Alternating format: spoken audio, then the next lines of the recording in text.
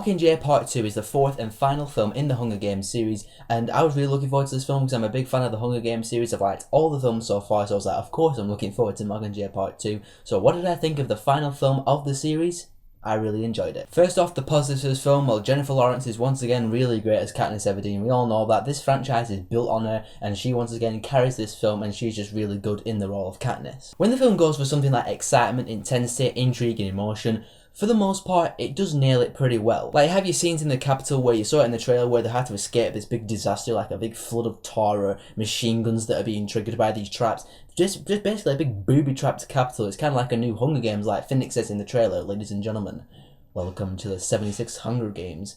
It's some really intense and really exciting stuff when that goes down. There are some parts in this film where it explores a bit more of the Hunger Games lore in terms of like the world they live in, like stuff that exists in the world. And I was like, wow, I have no idea that existed in the world of the Hunger Games, and I really liked it. It opened my eyes to the bigger world of the Hunger Games, and even though it's in the same place, but just showing new aspects of the world that I did not know about before. So that was really cool. And I'll say this right now, I have not read the Mockingjay book, so I had no idea what was going to happen in this film. So I went into this film more or less blind. I did not know where the story was going to go, but I had a kind of idea. I was like, okay, I think the film's going to go this way, and I think the film's going to end this way, and the film did not go that way, and it did not end that way. So I will say that the film was not predictable for me. It went in a different direction every time I thought it was going to go in that way it went somewhere else, and the film ended in a way that I didn't think it was going to end. So I will say that. Big props to Mockingjay Part 2 for pulling off the not being predictable route. Flipping the switch a bit and getting into the more negative / things I need to address side of it, I will say the story of this film, it's not very layered. What I mean by that is the general plot synopsis of this film, where Katniss needs to go to the Capitol to execute President Snow.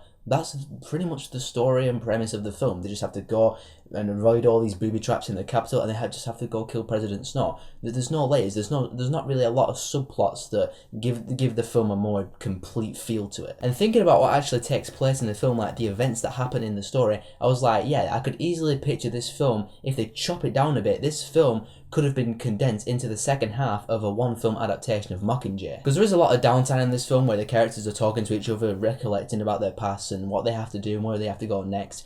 I mean, I'm like, yeah, I was a bit bored in some of those scenes. And I was like, you could easily cut out this scene with Katniss and Gale, and you can chop out a lot of the bits like that in Mockingjay Part 1, and you can fuse them together and make one full-length feature Mockingjay film. Which, that's not a complaint, I'm just saying it's something I need to address. And this next one I'm going to tread really lightly because it's going into spoiler territory a little bit. I'm not going to spoil anything in case you haven't seen the film and not read the book, but some things happen in this film which are quite big, like emotionally big, but the film glosses over it really quickly, and it's supposed to be this big emotional thing, and I'm like, okay, am I supposed to feel bad right now? I mean, I felt bad, but I didn't feel heartbroken like the characters did in the certain situations. I mean, there's one in particular that's like a huge deal. I mean, someone in the back of the cinema was like, no! But I was just like, it went over it so quick, and it just cut to the next scene of Katniss doing something else. I'm just like, oh, they could have easily just exploited more emotion out of that particular moment for what it was. But overall, guys, I really enjoyed Mockingjay Part 2, despite some of the pacing in the first third of the film where it keeps going up and down in terms of the pacing,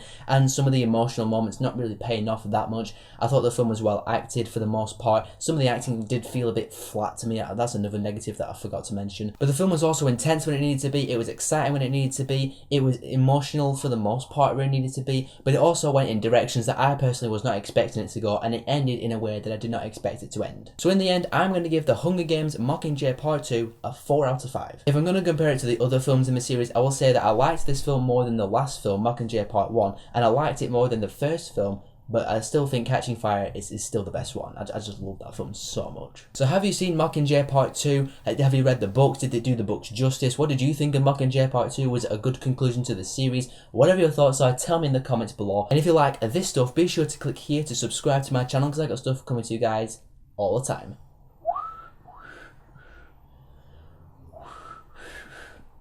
I'm sorry, I can't do it.